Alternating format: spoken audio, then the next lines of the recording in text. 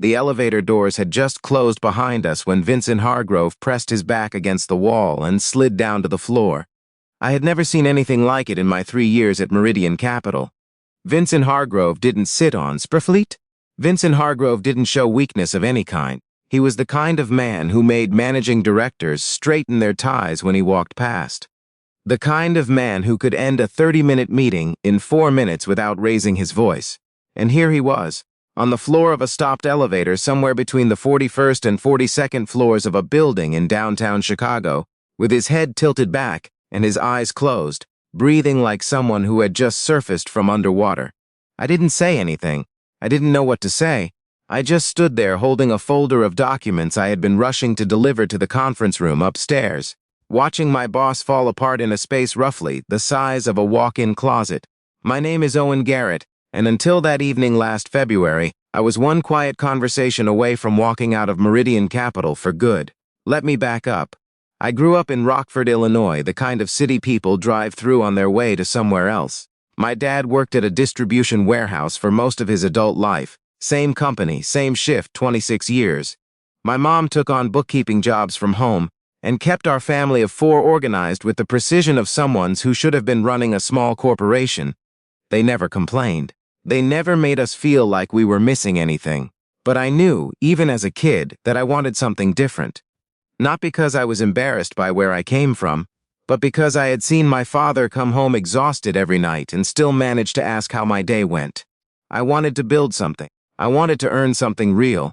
I worked my way through the University of Illinois on a partial scholarship, 3 part-time jobs, and more instant noodles than I care to remember. Finance was never my passion, exactly, but I was good with numbers and better with patterns. And someone once told me that if you want to help people build wealth, you have to understand how money moves. That made sense to me, so I followed it. Landing a position at Meridian Capital right out of graduate school felt like something out of a dream I hadn't let myself fully have. It was one of the most respected mid-sized investment firms in the Midwest, known for taking on smaller institutional clients that the big Wall Street names ignored. The work was real, the stakes were real, and the people were, for the most part, genuinely good at what they did. Then there was Vincent Hargrove. Vincent was the chief investment officer, which meant he sat at the top of the analytical food chain. He had come up from almost nothing, same as me, raised by a single mother in Southside Chicago, full academic ride to Northwestern, then straight into finance. He built his reputation on reading markets the way other people read faces, intuitively, quickly, and almost always correctly. By the time I joined Meridian, he had been there 15 years, and the firm had grown more than 4 times in assets under his leadership. He was also, by nearly unanimous agreement among the staff, the most difficult person in the building to work for. Not because he was cruel. He never yelled, never mocked, never played politics in the petty ways some executives do. He was difficult because he expected something close to perfection and communicated his standards in the fewest possible words. His feedback on reports was surgical and unsentimental.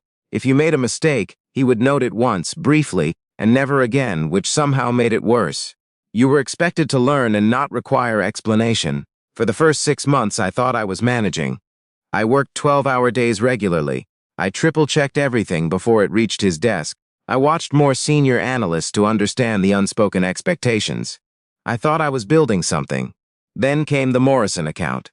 It was a significant institutional client, a regional hospital foundation in Wisconsin, and I had been assigned secondary analyst on their portfolio review.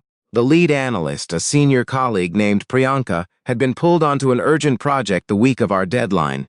Vincent told me to carry the rest of the review myself and have it ready by Thursday. I worked through 2 nights. I was genuinely proud of what I put together. Thorough, well-sourced, with 3 different scenario projections and a clear risk summary at the front. Vincent read it in approximately 11 minutes. He sent me an email at 9 that evening. It said, "The assumptions in Section 4 are not supported by the current rate environment. Revise and resubmit by morning." That was it. No acknowledgement of what I had done right. No context about which specific assumptions. Just that sentence sitting in my inbox like a door closing. I revised it. I resubmitted it. He never mentioned it again. Over the following weeks, similar things happened. A presentation I spent a weekend preparing received 2 lines of written feedback and no verbal acknowledgement. A market brief I had been genuinely excited about was returned with corrections in red ink and no other comment. I started to develop a theory that Vincent Hargrove simply did not think much of me. Not that he disliked me in any active way, but that I failed to register on his radar as someone worth investing in. By January, I had started quietly drafting a resignation email, not sending it, just writing different versions of it on my personal laptop at home. The way you might rehearse a conversation you don't quite have the nerve to have yet. My savings could carry me a few months. I had already reached out to 2 former professors about reference. I was, if not fully decided, getting close. Then came the night of the elevator. It was a Thursday evening in February, and most of the floor had cleared out by 7. I had stayed late to finalize documentation for a client meeting the following morning. Vincent had been in back-to-back calls most of the day, which was unusual even for him, and I had noticed through the glass walls of his office that he had barely moved from his desk all afternoon. I was heading upstairs to leave the folder with the overnight security team when I stepped into the elevator at the same moment Vincent did. We exchanged the briefest nod.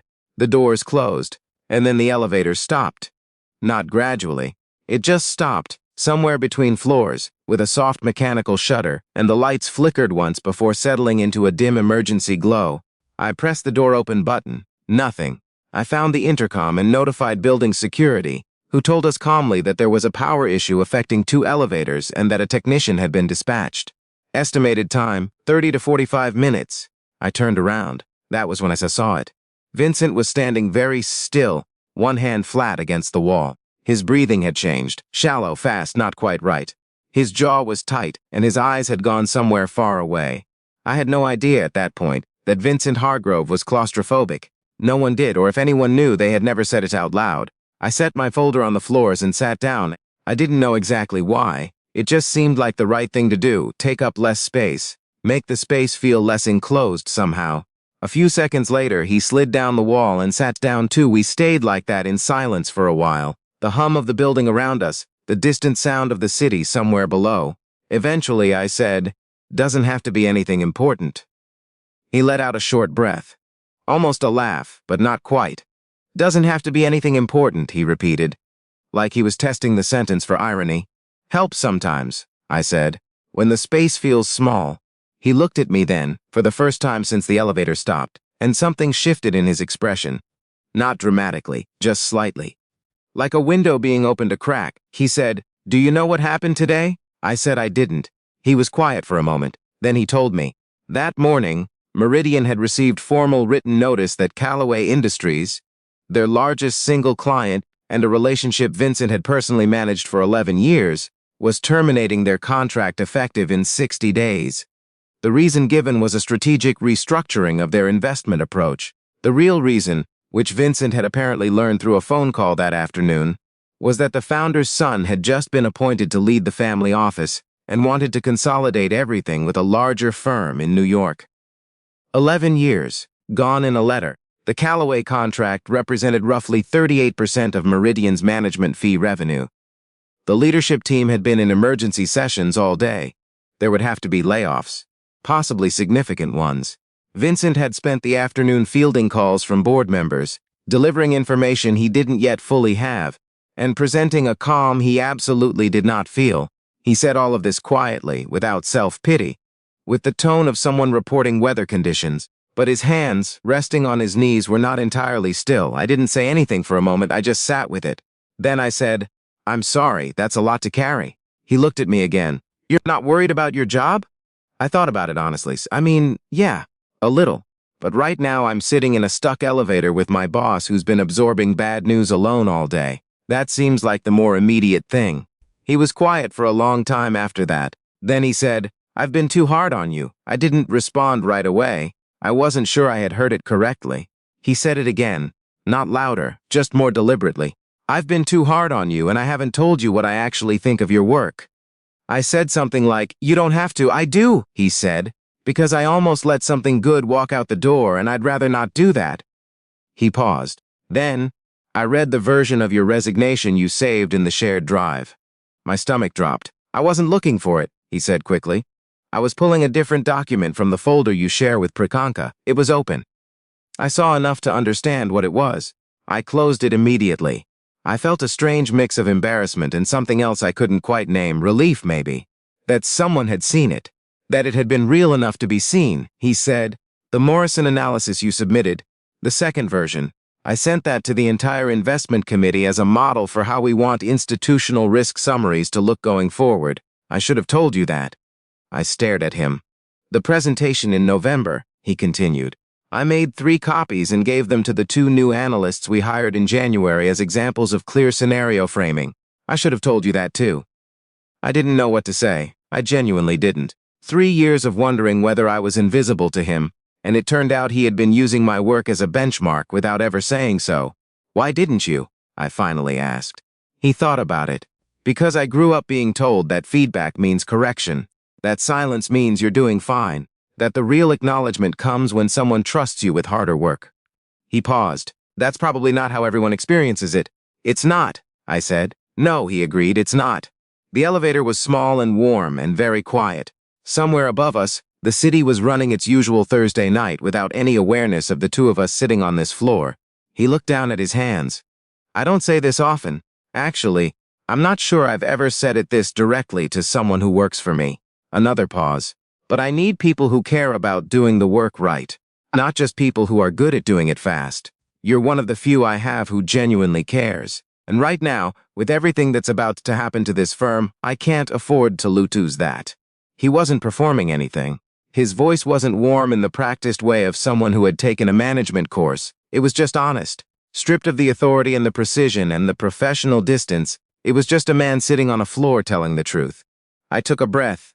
I was close, I said, to sending it. I know, he said. I thought you didn't see me. I know that too. He exhaled slowly. That's on me. We sat in silence again for a while, not uncomfortable this time. Something had shifted in the room, or at least in the few feet of air between us. Eventually, I said, for what it's worth, I think the firm can come back from this. The Callaway loss is big, but the underlying client base is solid. If you move fast on the mid-market healthcare sector you've been watching, you could replace that revenue in 18 months. Maybe less. He looked at me sideways. You've been tracking that? Since October, I said. I put together a draft sector brief. I was going to bring it up, but I wasn't sure it was my place. He shook his head slowly, something between disbelief and something that might, if you squinted, have been the beginning of a smile. It's your place, he said. The elevator started moving again about 20 minutes later. Building security radioed to let us know power had been restored. The doors opened on the second floor and we both stood up, adjusted our jackets, retrieved the folder I had forgotten about entirely. We walked out into the normal hallway, with its normal overhead fluorescent lights and its normal distant sound of a cleaning crew somewhere down the corridor. Before we separated, Vincent stopped and said, "Bring me the healthcare brief tomorrow, 9 o'clock. I said I would. He nodded once. Then he said with a quietness that I don't think I will ever fully forget, "Thank you for sitting down." He didn't mean the floor exactly. Or maybe he did. Either way, I understood. I didn't send the resignation. That much is obvious by now, but I want to be specific about why, because it wasn't just that he said the right things, or that the conversation made me feel better in the moment. It was something more than that. I had spent 3 years at Meridian trying to figure out if I belonged there, not just whether I was good enough, but whether the place itself had room for the kind of work I wanted to do. And what I realized in that elevator was that the answer had been yes all along, and that I had simply been reading the silence wrong. I had interpreted distance as rejection, restraint as indifference, high standards as the prelude to being told I wasn't enough. None of it was true. Vincent Hargrove was not easy to work for in the months that followed. He didn't become a different person. He still moved fast, still expected precision, still sent emails at 10 at night that were 3 sentences long and required a full day's work to address. But something had changed between us, in the way that things sometimes change when 2 people have sat on a floor together in the dark and said true things. He started stopping by my desk. Not often, maybe once a week, and usually for no more than 2 or 3 minutes. He would ask what I was working on or what I was noticing in the data. He would occasionally push back on something I said, but now I understood that the pushback was the conversation, not the end of it. I started pushing back too. He seemed to prefer it that way. The healthcare sector brief went to the investment committee in March. It was the foundation of what became Meridian's new institutional outreach strategy for the following fiscal year. I was assigned to lead the analysis team for the initiative, which was the first time I had led anything at Meridian, and which came with a title change and a compensation adjustment I had not expected. We lost 3 other clients in the fallout from the Callaway exit, which was painful and required 2 rounds of difficult budget conversations across the firm. 2 colleagues I respected were let go in April, which was one of the harder things I have witnessed in a professional setting.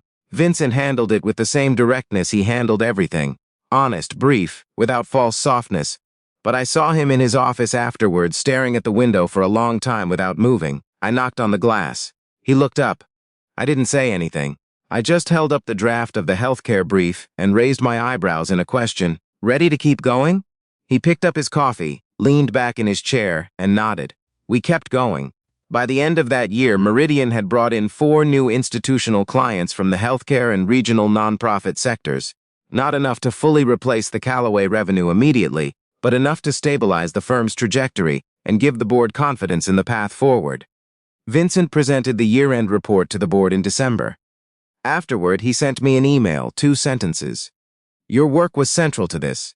I wanted you to know that. I read it twice, then I saved it. 2 years have passed since that February evening. I'm still at Meridian Capital. I'm now a senior analyst, which is a title I used to think would take me another 5 years to reach. The healthcare initiative has expanded into a full practice area. I manage 2 junior analysts of my own now, and I try every time one of them does something well to say so out loud, clearly. Specifically, in the moment when it matters, I think about the version of myself sitting in my apartment at home, drafting resignation letters in the dark, convinced that silence meant failure. I think about how close I came to walking away from something I had not yet fully seen. And I think about an elevator between the 41st and 42nd floors of a building in downtown Chicago, and a man who knew how to run an investment firm, but had to sit on a floor in the dark to remember how to talk to someone who worked for him. Neither of us walked out of that elevator unchanged. That's the thing about the moments that actually matter. They rarely announce themselves in advance. They arrive disguised as inconveniences, as mechanical failures, as Thursday evenings when you just wanted to drop off a folder and go home, and then suddenly you're sitting across from the truth of someone else's life, and they're sitting across from yours, and the space between you, which felt impossibly large for years, turns out to be nothing more than a few honest words. If there is someone in your life right now who seems cold or distant or impossible to reach, I am not saying the answer is always to push toward them. Sometimes distance is a boundary that deserves respect. But sometimes, not always, sometimes, what looks like indifference is really just a person carrying more than you can see, waiting without knowing. They're waiting for someone to simply sit down.